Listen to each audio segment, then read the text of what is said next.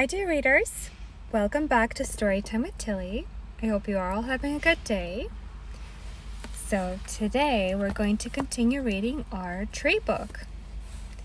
It's very educational, so I hope you will learn some new things.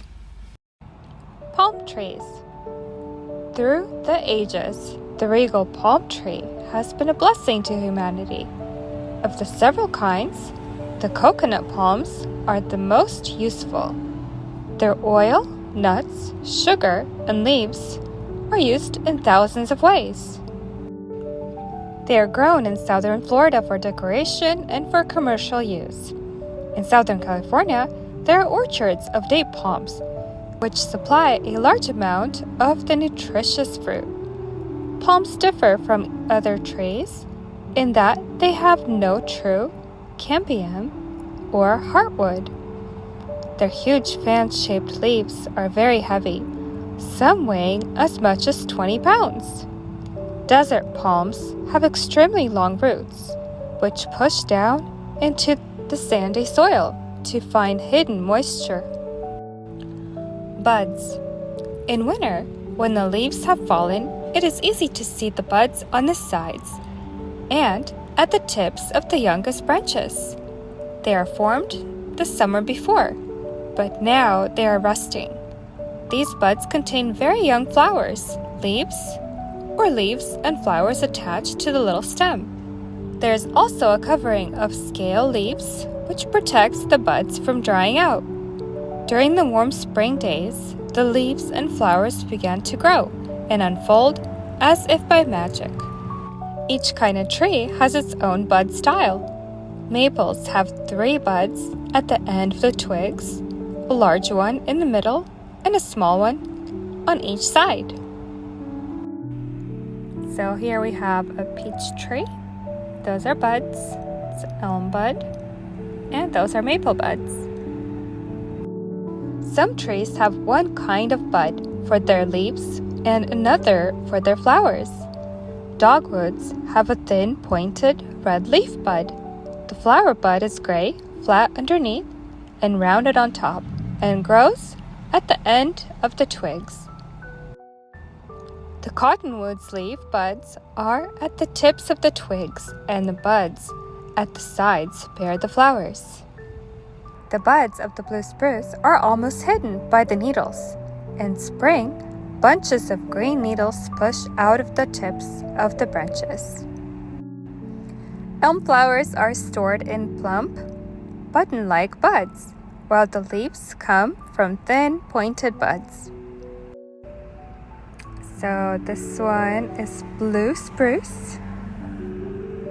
It's got buds right there. That one's elm, flower buds, leaf buds.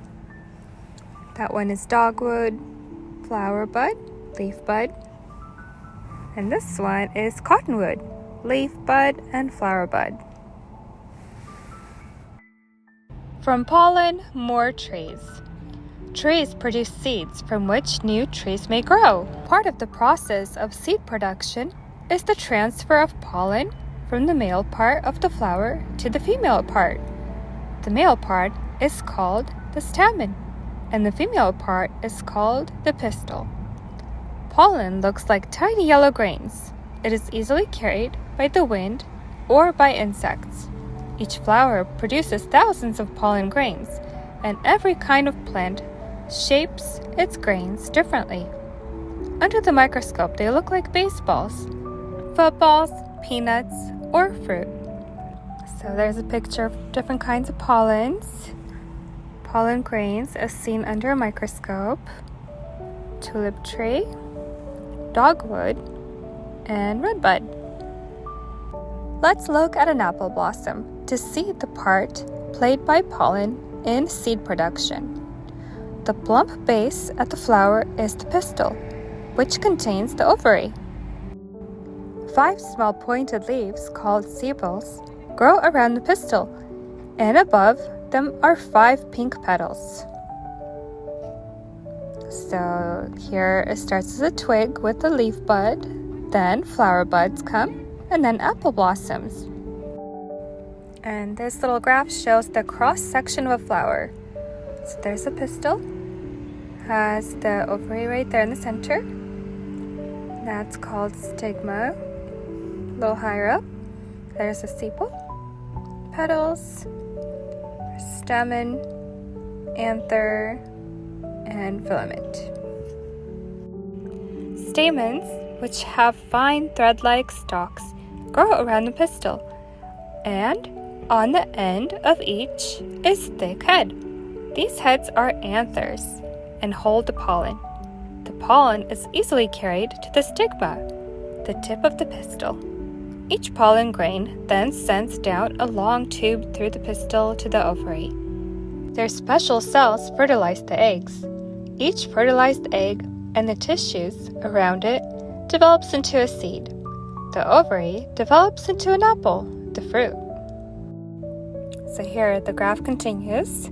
So we have apple blossoms. It goes into the apples as they begin to grow, little ones. And an apple grows into larger. And the ripened apple, ready for picking. Alright, one more chapter and then we're going to take a break. So this one is called Flowering Trees. Both the male and female flowers grow as separate clusters on red maples. Their seed flowers are a deep bright red, making the tree a beautiful spring decoration. The male flowers are light pink and yellow. After the seeds are fertilized, the stalks of the female flowers grow long and curve downward. Little spikes push out from the pistils, and in a few weeks, wing-shaped seeds hang from the branches. The beautiful white flowers of the horse chestnut form a large spike at the end of the branches. Only a few flowers of each spike develop into prickly green balls, each containing 1 to 3 large brown seeds. So this one is the female flower, the male flower of a red maple. Those are the seeds. This one in the corner is horse chestnut. So those are the flowers and those are the seed pods. The river birch has yellow male catkins opening before or with the leaves. The pollen is carried by the wind to the female catkins. The small yellow male flowers of the oak, attached in large numbers along slender stalks, form finger-like catkins. As the catkins grow, they become longer and hang down from the branches like a fringe or string of beads. The female flowers, far fewer in number, are scattered along the branches or are clustered at the tips. The fragrant white flowers of the black locust bloom in long clusters before the leaves are fully grown. So here's an oak leaf. There's a river birch, and that's black locust. All right, dear Smarty Pants, I'm sure you're learning so much. I hope it's not too much, but I hope you are enjoying this book. We have a little bit more left to read, and then we'll start with the new book. And as always, you guys are super important. You are really smart, and you are loved. I will see you later. Have a good day.